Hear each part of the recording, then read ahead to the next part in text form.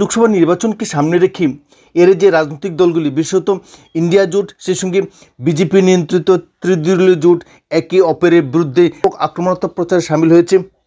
লোকসভা নির্বাচনে প্রতিটি রাজনৈতিক দল এই দুটি নির্বাচনের ক্ষেত্রে ব্যাপক সাফল্য অর্জন করতে চাইছে।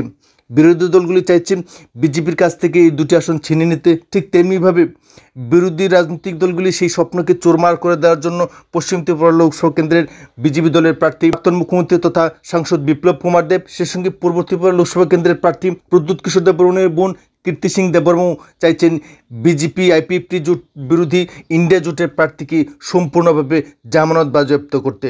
তার জন্য শুরু হয়েছে ব্যাপক লড়াই, জনগণ তথা গণদেবতাকে পাশে টেনে আনার জন্য নানা ধরনের কৌশল। এই রাজনৈতিক কৌশলের অঙ্গ হিসেবে একে অপরের বিরুদ্ধে ব্যাপক কাদা ছোড়াছুড়ি শুরু করে দিয়েছে। বর্তমানে একে অপরের বিরুদ্ধে যে লড়াই, সেই লড়াই এক অন্য মাত্রায় এসেছে। ইতিমধ্যেই ব্যক্তিকেন্দ্রিক আক্রমণ শুরু হয়ে গিয়েছে। অতি সম্প্রতি বিজেপি দলের বরিষ্ঠ নেতা তথা রাজ্যের প্রাক্তন মুখ্যমন্ত্রী, যিনি পশ্চিম ত্রিপুরা লোকসভা কেন্দ্রে বিজেপি আইপিএফটি তীব্রমতা জোটের প্রার্থী হিসেবে লড়াই করছেন, তিনি সমস্ত ধরনের নৈতিকতা ছেড়ে এবং নির্বাচনী বিধি লঙ্ঘন করে যেভাবে কংগ্রেস দলের প্রার্থী তথা রাজ্য প্রদেশ কংগ্রেসের সভাপতি আশিস কুমার সাহার উপর ব্যক্তিগত আক্রমণ করেছেন এবং যে ভাষায় আক্রমণ করেছেন তাতে ইতিমধ্যেই রাজ্যের বিদগ্ধ মহলে সমালোচনার ঝড় বইছে। রাজ্যের প্রাক্তন মুখ্যমন্ত্রী, যিনি একজন বরিষ্ঠ নেতা, ওনার মুখে এই ধরনের ভাষা কীভাবে গ্রহণযোগ্য হয় এবং এই ধরনের বক্তব্যকে কেন্দ্র করে ইতিমধ্যেই বিজেপি দলের বিরুদ্ধে দলীয় কর্মীরা ক্ষোভ প্রকাশ করতে শুরু করে দিয়েছেন। কি বলেছেন প্রাক্তন মুখ্যমন্ত্রী বিপ্লব কুমার দেব কংগ্রেস সভাপতি তথা পশ্চিম ত্রিপুরা লোকসভা কেন্দ্রের ইন্ডিয়া জোটের প্রার্থী আশিস কুমার সাহা সম্পর্কে? শুনুন তাহলে। আশিস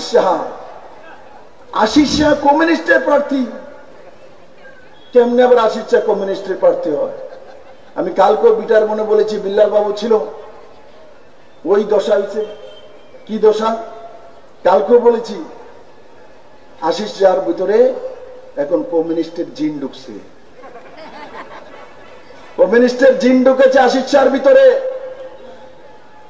আর এই জিন যখন কেউকে ভূতে ধরে না, অনেক সময় ভূতে ধরতে দেখছেনি কাউরে? ধরলে ভূতে ধরলে রাত্রেবেলা ধরলে সকালবেলা উল্টা সিধা কথা কয়, নিজের নাম উল্টা সিধা কয়। যদি কয় তোমার নাম তো দিলীপ দেব, কেউ না আমার নাম তো রামচন্দ্র দেব, বলে কেন? ওই আরেকজনের মতো কথা কয়, উল্টা পাল্টা কথা কয়। মানুষের কয় ভূত ধরছে, তার ভিতরে জিন ঢুকছে, কয় না?